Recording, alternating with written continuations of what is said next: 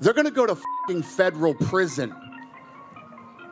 Federal fucking prison. The FBI has just dropped a shocking revelation on the UFC world. Top fighters are being accused of fixing fights and running secret betting rings. Millions of dollars have vanished, and the investigation goes deeper than anyone ever imagined. What the FBI uncovered behind the octagon doors will leave fans stunned and furious. This is the scandal that shook MMA to its very core. Let's take you back to where it all began. November 5, 2022, UFC Fight Night 214. A card most fans don't exactly remember with excitement. The main event was underway, the undercard was moving along, and hidden somewhere in the preliminary fights was a matchup between Derek Minor and Cheyenne Norden Bika. To most people watching, it was just another fight. Two names many had barely heard of, battling for their place in the organization, trying to climb the rankings. But behind the scenes, something unusual was unfolding. Something that would eventually spiral into one of the biggest scandals in UFC history. Just hours before the fight, something strange began happening in the betting markets. Odd betting patterns started getting flagged by monitoring systems. Heavy wagers. We're talking serious. One fight in particular, the line changed right before the fight from like, I think the favorite was like maybe minus 220 or something like that to then like negative 450, which is a 4-1 favorite. And more specifically, it was like of a KO in the first round, and it happened in like 40. Money were being placed on Norden Bika to win, and not just to win, but to finish the fight quickly. Specifically, bets were pouring in on Norden Bika to end the fight in the first round by knockout or submission. The betting line shifted dramatically. Minor, who originally entered as a somewhat competitive underdog, suddenly saw the odds swing hard against him. We're talking a jump from around minus 200 to minus 450. That's a 4:1 favorite. Movements like that don't happen naturally. Not unless something major is influencing the market. And then, the fight happened. 48 seconds. That's all it took. Minor came out, appeared to injure his knee almost instantly, aggravating what would later be revealed as an undisclosed injury, and Norden Bika finished him with strikes in the first round. The fight played out exactly the way those suspicious bets predicted. Exactly. Now, on its own, a fast finish isn't necessarily suspicious. This is MMA after all. I don't say his name, but one of these trainers was apparently aware of injuries and then informing like a group of people online who are betting. Knockouts happen, submissions happen, fighters get hurt. But when you combine a rapid, specific type of finish with massive, unusual betting activity that predicted that exact outcome, that's when alarm bells start ringing. That's when regulatory bodies, sportsbooks, and law enforcement begin asking questions. And those questions all led back to one man, James Krause. So saying like, hey, this guy's got something wrong with him. Right. He's not going to win this fight. And then all the money would go on the opponent, and then they would rake it in. And this happened allegedly. Who is James Krause? To understand the scale of this scandal, you need to know who he was in the MMA world. James Krause wasn't just some random coach. He was a former UFC fighter, a veteran who competed at a high level before switching to coaching and cornering. He owned Glory MMA, a respected training gym that was home to multiple UFC fighters and rising prospects. He was well known in the community, admired for his technical knowledge, and trusted by fighters. But James Krause had another side, a side that would lead to his downfall. He was a gambler. Not just a casual bettor, but someone fully invested in the world of MMA betting. He ran the 1% Club, a gambling Discord group and YouTube channel where he shared betting picks and analysis. Now, giving betting tips isn't illegal, many analysts do it, but Krause's operation went further.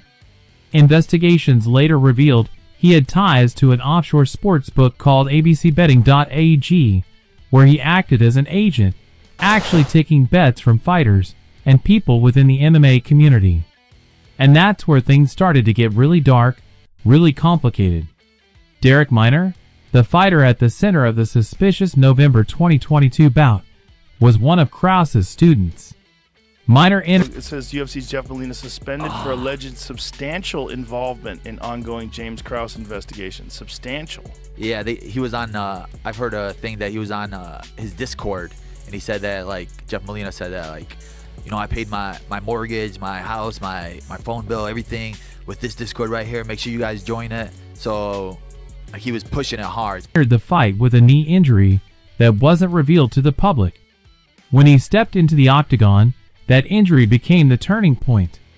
He hurt it almost instantly and was finished in seconds, exactly how the suspicious betting predicted. But here's where it gets even worse. This wasn't just about one fight. Investigators discovered that up to 2,000 people were in Krause's Discord server using his gambling information. 2,000. That's not a small group. That's a system. A network using insider information for profit. But it didn't stop with Krause. Another name surfaced, Jeff Molina, a rising UFC flyweight who became the second major figure in this scandal. Molina was talented, gaining attention, and had a promising future. But he was secretly betting on UFC fights, including fights involving his own teammates. And these weren't small bets.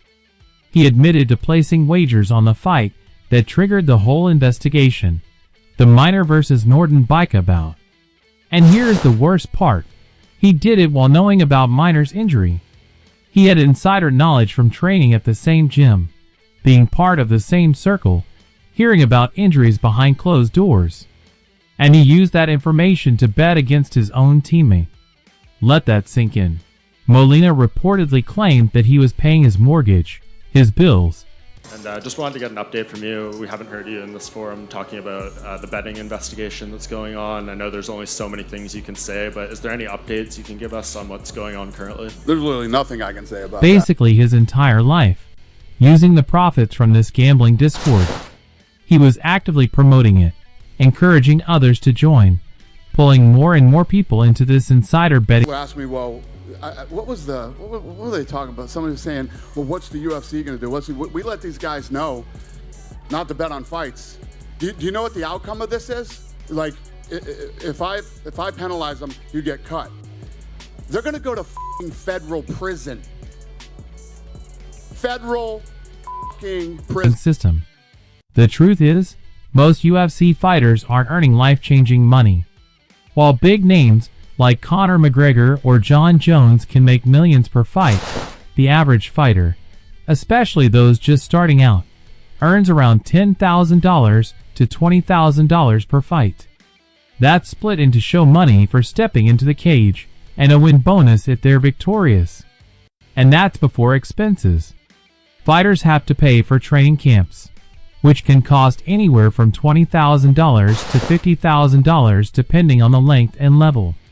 They also need to pay their coaches, sparring partners, nutritionists, physical therapists, and let's not forget management fees, usually 10 to 20% of their purse. Then taxes. So, a fighter walking in with $20,000 might leave with less than half. On top of that, UFC fighters receive only about 16 to 20% of the company's total revenue, compared to athletes in major leagues like the NFL or NBA, who earn close to 50%. This massive gap has been a controversial issue for years, leading to lawsuits, talk of unions, and criticism of the UFC's business model. Fighters are labeled as independent contractors instead of employees, which means no health insurance, no retirement plans, no guaranteed salaries. So, when the scandal broke, people demanded answers. Reporters wanted to know, what did the UFC know, when did they know it, and what were they going to do about it?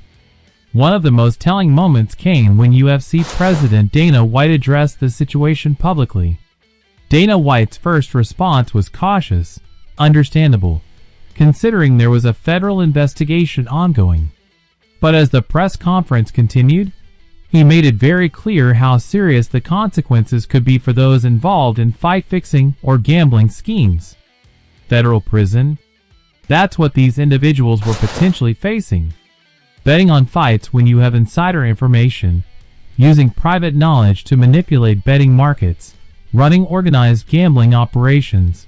These aren't just UFC rule violations. These are potential federal crimes involving wire fraud, conspiracy, and racketeering. White also claimed that the UFC knew only as much as the public did, portraying the organization as distant from the investigation. There's an investigation going on, and see how it plays out. How concerning is this for you about like kind of the integrity not only of this organization but as the sport as a whole? Zero. I'm not worried about it. But in reality, it's more complicated. The UFC has betting partnerships, works with monitoring companies like US Integrity, and has a strong interest in protecting its brand.